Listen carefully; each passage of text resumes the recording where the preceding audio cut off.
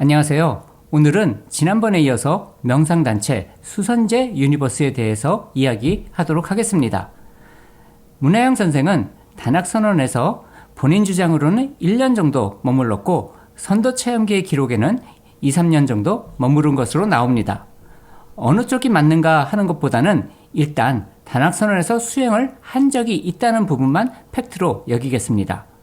이런 이유로 오늘은 단학선언에 대해서 다루도록 하겠습니다.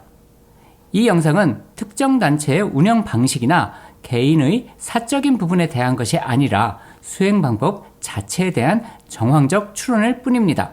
또한 지난번 영상에서도 말했지만 이 영상의 제작자는 수행자가 전혀 그리고 절대로 아닙니다. 단지 과거 사람들이 믿었던 문화현상을 민속학적으로 관심을 두고 있을 뿐입니다. 그러므로 수행 관련해서는 어떠한 교류나 질문도 받고 있지 않습니다. 단학선언의 수행법에 대한 비판들 중에서 가장 많은 것은 단학선언의 수행이 신기수련이란 부분입니다. 그래서 신기수련에 대한 부분과 무속에 대한 오해를 짚어야 할 것 같습니다.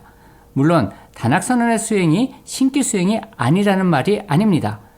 단학선언의 수행만이 신기수행이고 다른 것은 신기수행이 아니라는 것에 찬성하지 않는 것입니다. 90% 이상의 한국 자생적 도교 수행이 신기 수행이라는 이야기를 하려고 하는 것입니다. 신기란 타인의 속을 들여다보려는 심층 욕구가 외부로 발현되는 것입니다. 여기서 다른 사람의 속이란 마음만이 아니라 그 사람의 영혼, 본질 또는 운명 이런 모든 것을 포괄하는 것입니다. 그러므로 타인의 마음이나 영혼이나 본질이나 운명 등을 이야기하는 사람들은 모두 신기에 지배를 받는 사람들입니다. 다른 사람의 기운을 그림으로 그려서 읽는다는 사람들이나 역술이나 타로나 점성술 같은 것으로 타인의 운명을 알아보려고 하는 사람들이나 모두 다 신기의 지배를 받는 사람들입니다. 당연히 채널링도 포함이 됩니다. 무언가 사람의 본질을 들여다보려 하는 욕망에서 이러한 신기는 시작되는 것이기 때문입니다. 이러한 성향이 많은 사람들은 기본적으로 영매 심질이거나 영매 체질이 됩니다. 영매 심질과 영매 체질에 대해서는 더보기란에 올려놓은 지난 영상들을 참고하시면 됩니다. 우선 여기서는 간단하게만 이야기하도록 하겠습니다. 영혼과 신체를 잇는 접착 매질이 영매인데 이 영매의 양이 많아서 이것저것 심령적 오염물질이 붙는 마음이나 몸의 상태 이런 것을 영매 심질 또는 영매 체질이라고 합니다. 타인을 들여다보려는 욕구는 이러한 영매 심질과 영매 체질을 만들게 되고 이것이 보통 말하는 신기가 됩니다. 이 신기는 타고나는 부분도 있지만 나중에 이러한 분야에 관심을 가지고 그러한 분야 영상을 찾아서 보거나 아니면 책을 보거나 그러면서 이러한 방식으로 망가지는 경우도 많이 있습니다. 이러한 타인의 속을 들여다보려는 심층적 욕구는 클라인 학파의 좋은 유방과 나쁜 유방이라는 이론으로 설명됩니다. 어느 습득 이전의 아기가 자신이 배가 고플 때 젖이 눈앞에 있는 경험을 하면 이를 좋은 유방 경험이라고 합니다. 그렇지 못한 것을 나쁜 유방 경험이라고 하고요. 이때 나쁜 유방 경험이 어딘가 있을 빛나는 완벽한 유방을 꿈꾸게 할 때 이것이 바로 영적인 추구나 구도심을 발현시키는 마음의 상처가 됩니다. 이러한 언어 습득 이전의 마음의 상처는 비기호나 준기호 수준에서 막연한 충동이나 그리움으로 작용합니다. 특히 이상적 유방을 찾는 심층의식이 상대를 들여다보려고 하는 욕구로 발현되면 이것이 영매 심질이나 영매 체질이 되는 것입니다. 이렇게 이상화된 유방은 본래 존재하지 않는데 이를 존재한다고 착각하기에 깨침, 득도, 본래성 이러한 고정된 독립실체를 찾게 만들고 이러한 착각을 일으키게 됩니다. 모든 것은 관계로 맺어진 것인데 이렇게 깨침의 실체가 있고 깨달음의 실상이 있다고 여기게 만듭니다. 이러한 독립실체는 많은 표상과 상징으로 나타나는데 이 표상과 상징도 존재하는 그 무엇이라고 여기게 만드는 것이 이 이상화된 유방에 대한 마음의 상처인 것입니다. 이렇게 신기와 기수련의 관련성은 중국 특이공릉 수련자의 체험을 무당의 강신 체험으로 연구한 논문으로도 나와 있습니다. 무속의 생명력이라는 논문이 있으니 한번 찾아보시면 좋을 것 같습니다. 9화 말에 무당내력이라는 책이 나왔습니다.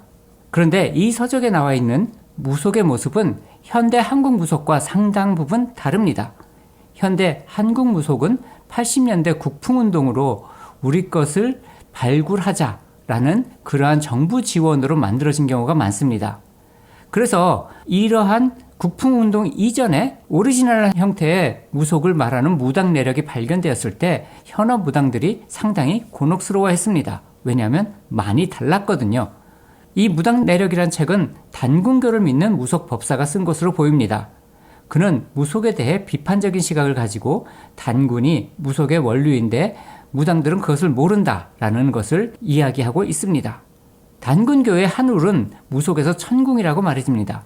불사라는 무속 용어는 대개 조상이라는 의미를 갖습니다. 그래서 이를 합친 천궁불사님은 조상님들 중에서 가장 높아서 한월이 머무시는 한울에 출입이 가능한 조상님이라는 의미입니다. 어떤 집안이 죄를 많이 지으면 그 피해를 본 집안들에서 천궁에 가서 그 집안의 대가 끊어지기를 청원합니다. 그러면 죄를 지은 집안의 천궁불사님은 이 천궁 자체의 주인이신 하늘님께 청해서 자손들 중에 한 명을 희생해서 나머지 피해본 집안에 보상을 하겠다는 약속을 합니다. 그런 후에 그 집안의 조상들을 모두 소집해서 살아생전에 무언가 많이 빈 적이 있는 원력 조상들을 준비시키고 학식이 있었던 조상들을 신선계와 불보살계에 도수를 배우게 보냅니다. 이러한 것을 도품을 받아온다고 합니다. 물론 여기서의 신선계와 불보살계는 무속적인 입장의 신불습합적인 세계관을 말하는 것입니다. 이렇게 조상이 준비가 되면 자손들 중에서 영매체질인 자손을 찾아서 신내림을 하게 되는 것입니다. 천신제자라는 무당이 있는데 모든 무당은 천신제자입니다. 천궁에서 내려온 조상님들이 본향 당산신령님들이고 이들이 조상신입니다. 천신줄은 곧 조상줄입니다. 또한 터에서 오는 지기줄이 있습니다. 이는 토지와 성황의 신들로 가택의 신들을 통해 제자에게 들어옵니다. 무당은 이렇게 천신지기와 영매체질인 자손이 이어진 상태를 말합니다. 천신지기 중에서 천신줄을 앞서서 그 집안의 가장 높은 조상인 천궁불사님과 연결을 의미한다고 생각을 해보면 쉬울 것입니다. 이 천궁불사님이 하늘님의 허락을 받아서 조상들의 원력과 도품을 준비시켜서 이러한 천신줄이 이루어지는 것입니다. 그러므로 신기가 있다고 다 무당이 되는 것이 아닙니다. 신기는 단지 영매심질이나 영매체질에 대한 이야기입니다. 조상님들이 준비가 되신 경우에만 천신줄이 내려오기 때문에 그렇지 않은 경우에는 천신줄이 없이 그냥 단지 촉이 좋은 신기만 갖춘 그런 사람들이 됩니다. 그러므로 무당이 되는 사람들은 조상님들이 신성계와 불보살계에서 도수를 배워서 도품과 기도를 많이 한 원력 이런 것을 가지고 오셔서 그 줄이 선신줄이 성립이 된 후에 가능한 것입니다. 하지만 영매체질인데 또는 영매심질인데 조상님들이 준비가 되지 않은 경우에는 지깃줄만 받아서 공부자리를 찾아 수행을 하게 됩니다. 도사들이 산속 토굴이나 이런 데 기어 들어가가지고 수행을 하는 것이 이런 이유입니다. 하지만 이런 도사들이 통해봐야 반쪽짜리 무당일 뿐입니다. 왜냐하면 천신줄이 비어있기 때문에 그렇습니다. 그리고 이 비어있는 천신줄은 존재성 자체의 공허감을 느끼게 만듭니다. 그래서 이를 실존적 공허라고 부릅니다. 이러한 허기를 느끼게 됩니다. 그래서 그러한 허기 때문에 이상적인 유방을 만들게 되는 것입니다. 그래서 이상적 유방을 반영하는 찬란한 허상을 만들어냅니다. 신성계의 스승이나 불보살의 현신이나 아니면 우주인의 메시지라든지 이런 또는 이러한 것이 아니라 더 추상도가 높은 무형무상의 도를 깨달았다는 착각, 이런 모든 것들이 이상적 유방의 반영일 뿐입니다. 다음으로 이제 단학선언으로 넘어가겠습니다. 단학선언은 차장양 선생과 이승헌 선생이 만든 단체입니다. 우선 차장양 선생은 국선도 사범이었습니다. 청산거사의 최측근까지 발탁이 될 정도로 굉장히 수행을 많이 하시고 굉장히 성실하게 그 단체 일을 하셨던 것으로 보여집니다. 차장양 선생은 증산계 종교인 대순진리회에 빠진 것으로 보여집니다. 대순정경을 모두 외울 정도로 거기에 심취해 있었습니다. 그래서 증산계의 공통적인 꿈인 후천개벽을 청산거사와 함께 새 시대에 이루어야 한다고 말하다가 국가보안법 위반으로 청산거사와 함께 안기부였죠. 그때는 거기에 잡혀 들어갑니다. 그래서 거기서 고문을 당했고 나온 후에 청산거사는 이 사건으로 세상을 등지게 됩니다. 후유증으로 사망했다는 말도 있고 산중 스승님들께 돌아갔다는 말도 있습니다. 여기서는 어느 말이 맞는지 판단하지 않겠습니다. 이승헌 선생은 대학 시절 통일교 연구회 멤버였습니다. 통일교 교리는 신인의 일치입니다. 보통 신과 인간의 일치에 대해서 통찰의 일치를 의미하고 있는데 통일교는 인격적인 일치를 말합니다. 그래서 신의 의식만이 아니라 신의 사랑 또는 감정까지도 일치해야 한다는 것이 신인의 일치입니다. 구원은 이러한 나와 신의 인격적 일치를 깨닫는 것, 그것을 통해서 이루어진다고 봅니다. 그렇기에 내면에서 신을 찾는다는 수행체계 중에 굉장히 정밀한 데까지 들어간 것이 통일교의 이론이 됩니다. 교리가 됩니다. 맞다 틀리다가 아니라 일단 그러한 것을 내세운다는 얘기입니다. 이승원 선생은 태권도 사범이던 당시에 태극권 서적이라고 자신의 글에서 밝히고 있지만 실제 내용상으로 보면 택정건일 선생의 태기권, 그 책을 보고 무언가를 깨닫게 됩니다. 길을 느끼면 무적이 된다, 이런 글을 보고 수행을 하기 시작하는데 당시 마땅한 수행 스승이 없었습니다. 선도차영기에 의하면 동산스님이란 분께 좌선과 호흡법을 배웠다고 합니다. 다만 천도차영기에서는 사람들 이름을 마구잡이로 바꿔놓았기에 동산스님이 어느 분의 본명인지 또는 정확한 본명인지 그런 것을 알 수가 없습니다. 이승원 선생은 불교의 좌선과 호흡으로 명상을 시작했습니다. 아마도 수식관과 같은 것이었을 거라고 짐작하고 있습니다. 그런데 이러한 명상 중에 몸이 불같이 뜨거워지면서 힘을 얻었다고 합니다. 이러한 것이 앞에서 얘기한 어떤 공부자리에서 힘을 얻는 지깃줄입니다. 토지 성왕신의 지배를 받은 것이죠. 이때 신기를 얻은 것으로 보여집니다. 신기를 얻자 무악산으로 가라는 신의 말을 들었습니다. 그래서 무악산에 들어가 수행을 했습니다.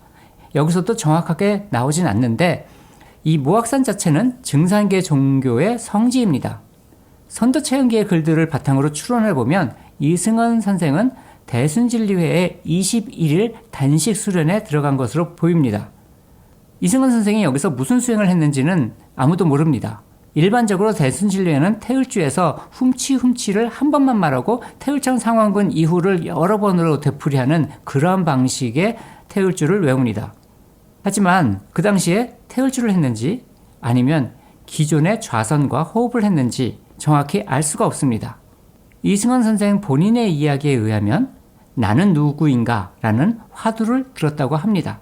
그러니까 아마도 그 좌선을 하면서 수식관을 하고 나는 누구인가라는 화두를 들었던 것으로 보여집니다. 나는 누구인가는 굉장히 선종에서 많이 사용하는 화두이기 때문에 그렇습니다. 이윽고 아상이 깨지면서 무언가를 얻었습니다.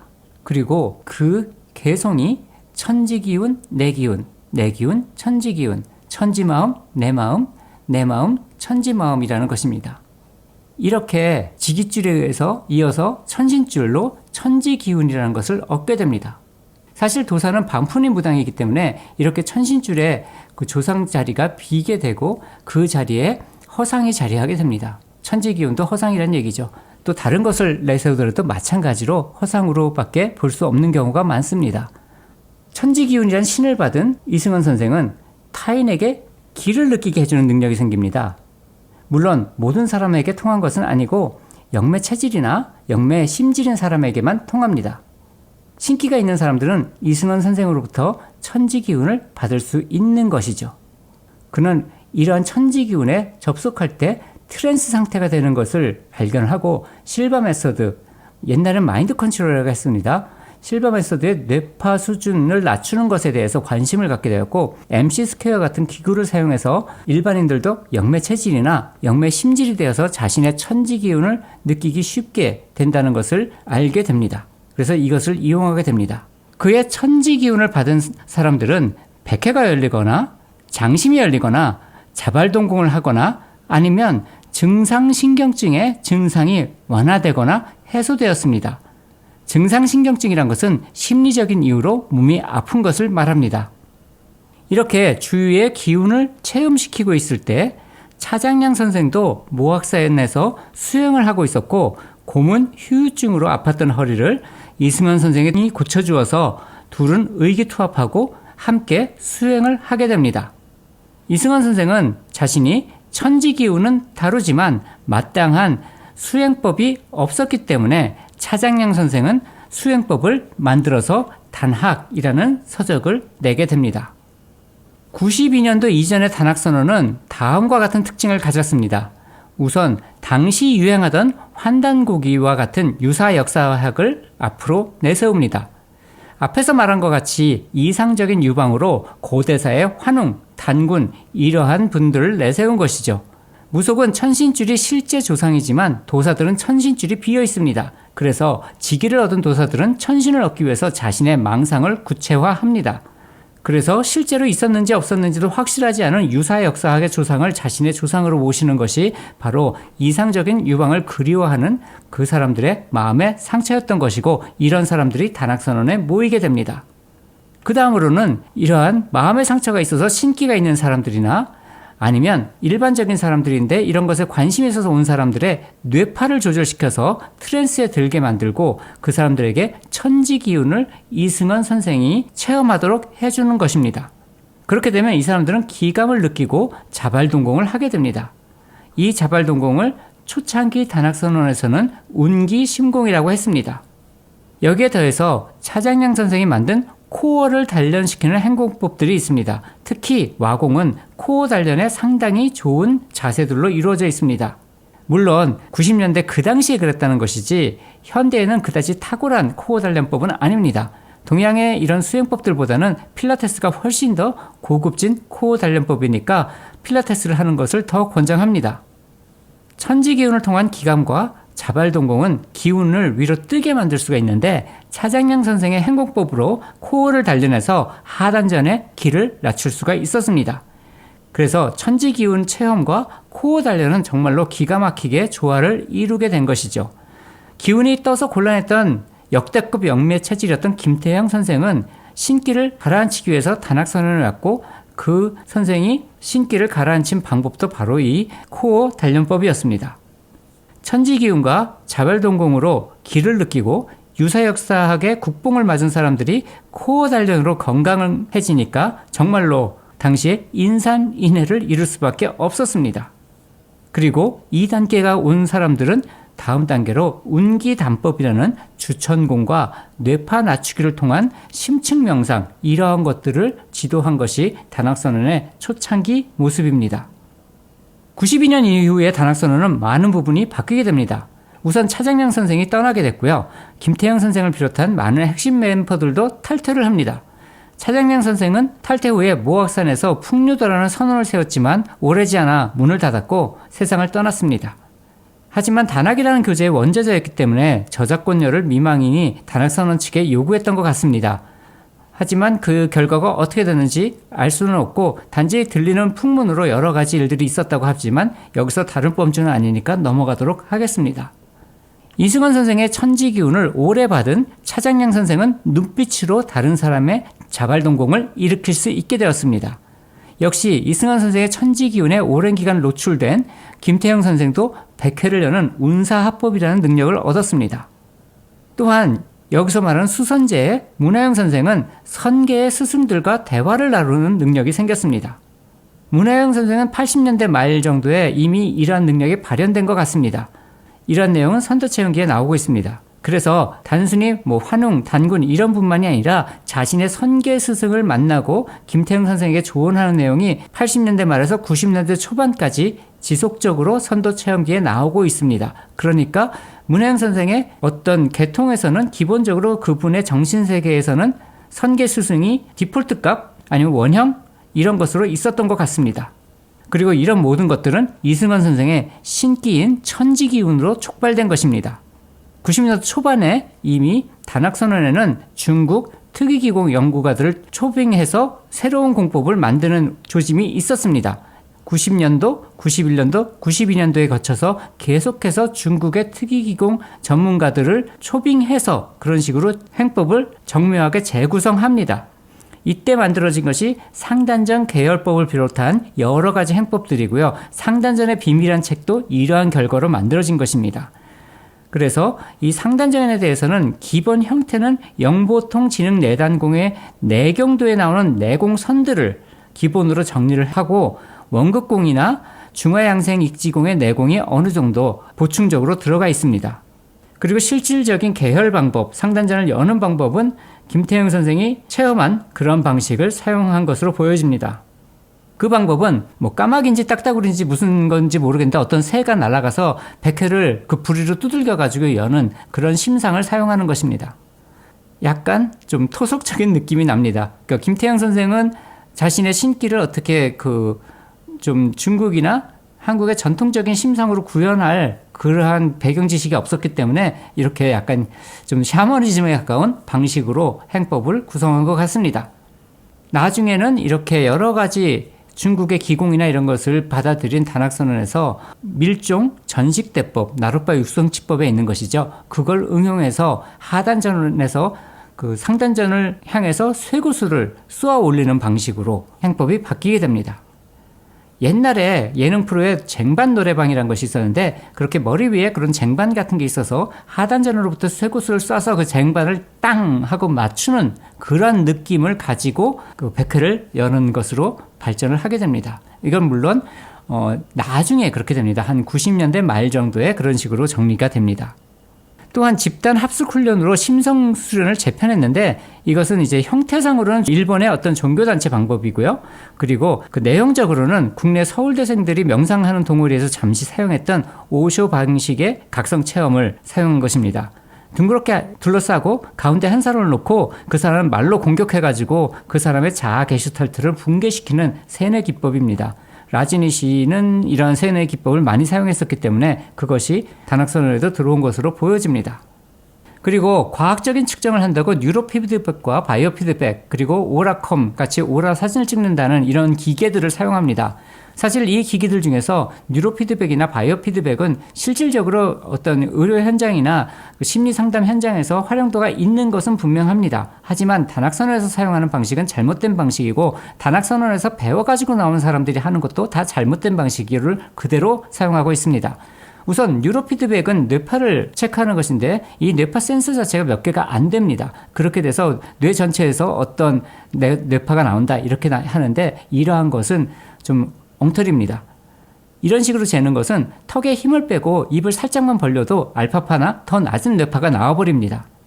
그래서 적어도 24개에서 48개 정도 센서로 측정하고 뇌에서 알파파가 나온다는 말은 없어요. 뇌 어느 부위에 운동 영역에서 감각 영역에서 지각 영역에서 어떤 영역에서 어떤 뇌파가 나오는지를 재는 겁니다. 그래서 뇌에는 여기저기 다른 부위에서 다른 뇌파가 나오는 것이 정상입니다. 전체가 알파파가 된다는 것은 이거는 이상한 상태인 거예요. 뇌가 망가진 사람들이 그렇게 되는 겁니다. 그래서 이런 뉴로 피드백 기구 자체도 그렇게 정밀한 것을 사용하지 않고 대충 그냥 그 일종의 어떤 장난감 같은 것 그런 것을 가지고 하게 되고 단학선언에서 이런 것을 배워갖고 나온 사람들이 밖에서도 이 정도 수준의 뉴로 피드백 장비를 가지고 과학적인 어떤 증명을 한다 이렇게 얘기를 하고 있는 것입니다.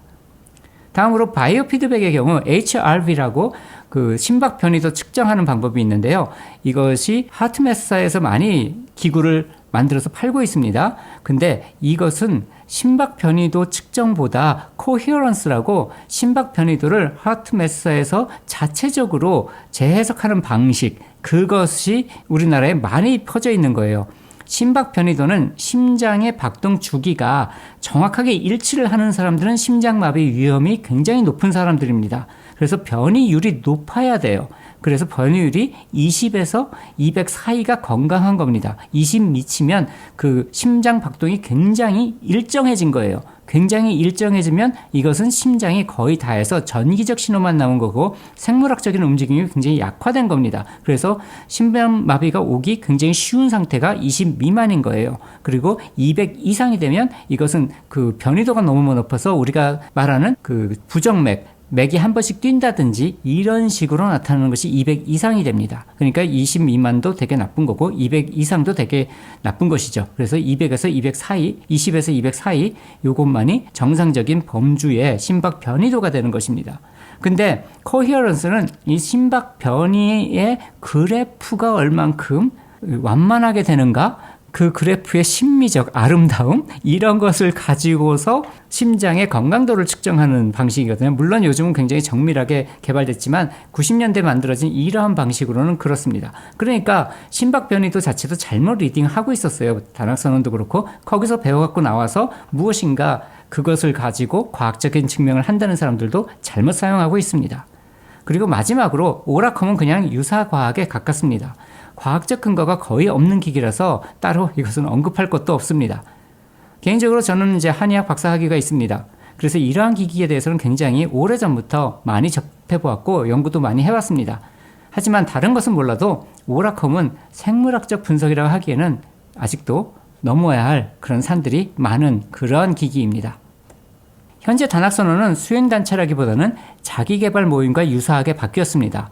오라, 차크라, 에너지 공명, 이러한 뉴에이지, 오컬트 이런 내용들이 굉장히 많은 부분을 차지하고 있습니다. 글로벌하게 바뀌면서 자기개발과 같은 것을 내세우고 상대적으로 환단고기에 대한 내용은 좀 축소가 된 모양입니다. 하지만 미국에서도 여러 가지 문제가 발생하면서 음지에서 양지로 나가는 것에 실패한 모양새가 됩니다. 그래서 이제는 자기개발 모임이면서 사회사업을 하는 그러한 단체로 정체성을 잡아가는 것으로 보여집니다.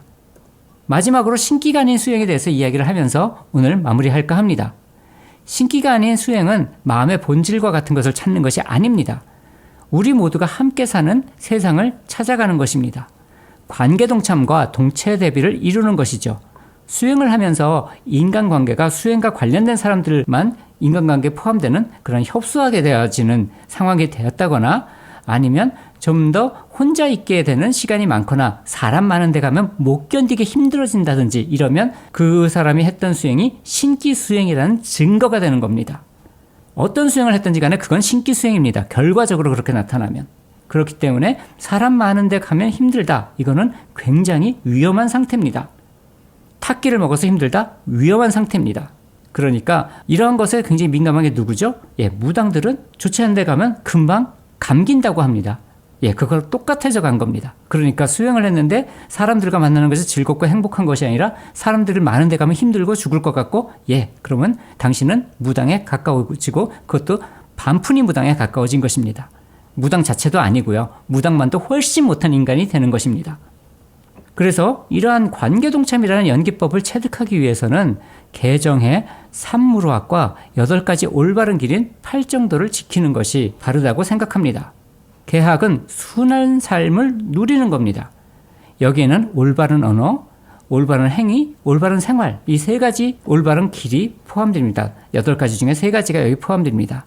이렇게 순한 삶을 살아야지 선정에 들 수 있습니다. 가장 큰 착각이 수행이나 명상을 하면 선정에 들 수 있다는 것이 가장 큰 착각입니다. 절대로 들어가지 못합니다. 수행을 하고 명상하는 걸로 선정 죽어도 못 들어갑니다.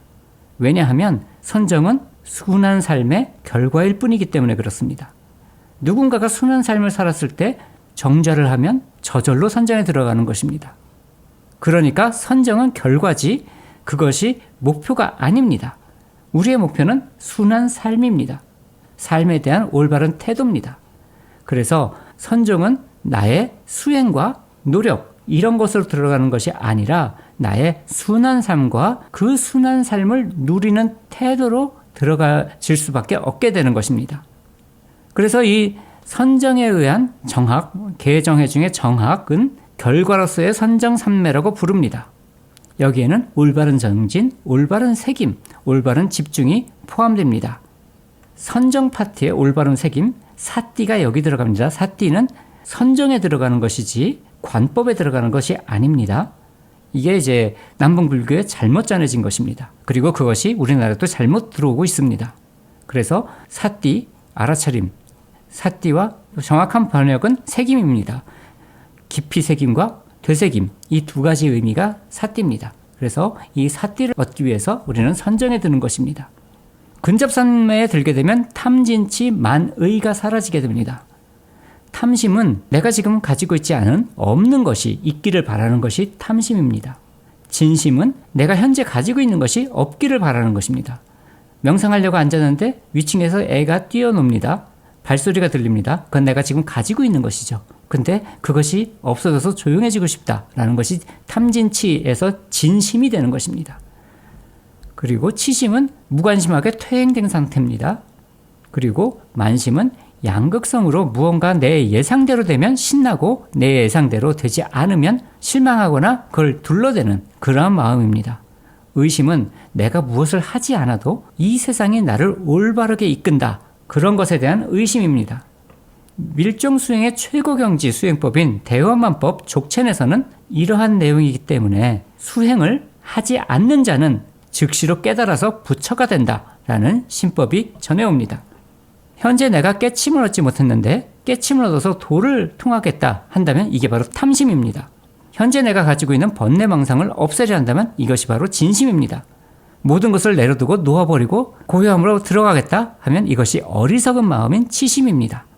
그러니까 수행은 이런 탐진치만의의 잘못된 마음을 만들어내기가 너무너무 쉬운 것입니다. 수행하는데 왜 사람이 망가지냐면 이래서 망가지는 것입니다. 하루를 순하게 살아서 선정에 들어가게 됩니다. 우선 근접산매에 들어가게 되고 그렇게 되면 탐진치만의가 사라집니다. 그런 다음에는 각관 희락 일심이라는 마음이 나타납니다. 각관 희락 일심은 다른 말로 심사, 숙고, 희락 일심이라고도 합니다. 이것이 초선정입니다. 탐진치만의가 사라지고 각관 희락일심 또는 심사숙고 희락일심이 일어나게 되는 것이 초선정입니다. 초선정에 들어가게 되면 처음으로 고요함이란 것을 경험하게 됩니다. 이 고요함이 너무 좋아서 이 고요함을 계속 유지하고 싶게 됩니다. 그렇게 되면 그 고요함을 계속 유지하고 싶은 마음이 탐심이 되죠. 그래서 이 고요함이 깨져버립니다. 이것이 각심, 깨달은 마음이 됩니다. 뭐냐면 고요하네 하고 깨닫는 순간에 고요함이 사라지게 됩니다. 그러면 그 다음에 나와야 되는 것이 심사입니다. 이걸 관입니다. 관법이라고 하는 관이 이러한 것입니다. 이것을 알고 고요함에 머물려고 하는 마음을 멈출 때 그때 삶의 흐름, 내가 순하게 살은 결과였잖아요. 지금 선정해 둔 게. 그 순하게 살았던 업력에 의해서 다시 고요함으로 들어가게 됩니다. 이것이 숙고이고 관심이 됩니다. 이렇게 흔들림이 있는 고요함이 초선정입니다.